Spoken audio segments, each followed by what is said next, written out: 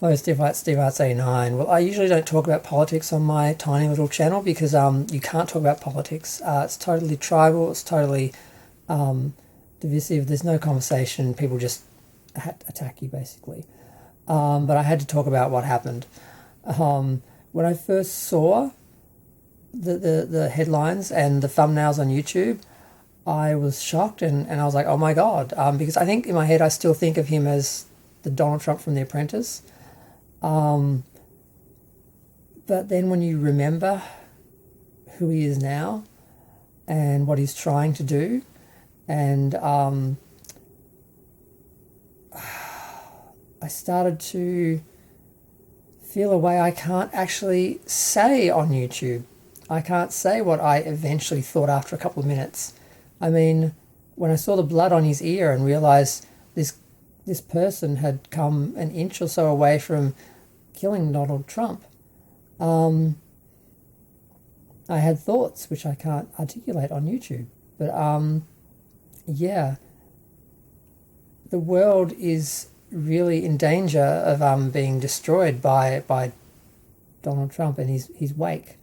If he gets back into the White House, Project 25, whatever it's called, 2025, whatever it's called, they've laid out what they're going to do, and it's going to affect the whole world. Trying to take away, for example, gay rights and gay marriage in America. The same thing's going to happen here in Australia. People are going to follow their lead and follow their game plan, and eventually it leads to us being in concentration camps and being executed, basically. And I really don't feel like having to deal with that in 10, 20 years. So I don't want to spend my golden years in a concentration camp. So I really don't want these people to, take apart democracy and give every other Western country a plan on how to basically dismantle democracy, take over the world and basically destroy everyone you hate. Because I'm one of the people that is hated because I'm gay.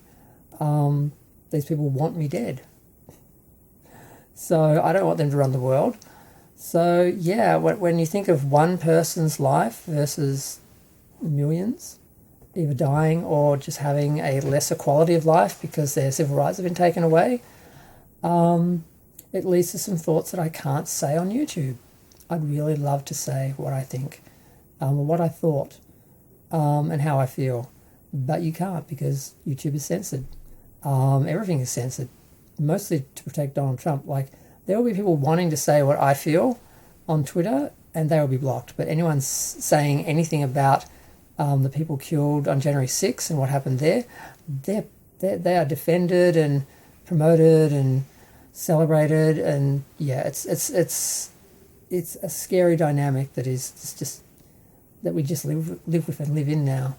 But God, so many things have happened in the last few weeks. I mean, Trump being found guilty on 34 charges, which was no surprise. It really was just a matter of what the consequences will be for that, because he was guilty. It was really just a matter of establishing how guilty and how much it was going to cost him, basically, and then the Supreme Court basically giving him immunity, saying he can do anything, which makes it harder to hold him accountable for what he did when he was in power last time, and from stopping him from doing anything if he gets in power again.